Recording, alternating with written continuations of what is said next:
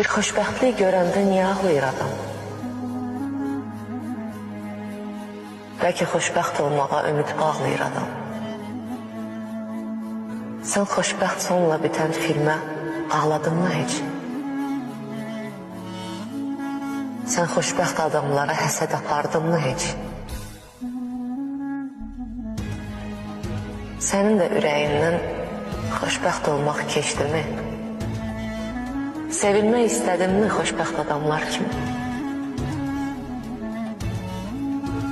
Üst-üstə yığıldı mı boğazında düyünlər? Gözündən damladı mı köksünə ötən günlər? Titrəməkdən sənin də əllərin yoruldu mu? Xoşbəxt adam görəndə heç gözlərin doldu mu? Yataqda tərli-tərli üşüdü mü bədənin? Yanında olmayanı canın çəkdi mi sən? Yolunu gözlədin mi gəlməyən bir adamın? Sən heç ölü bildin mi ölməyən bir adam?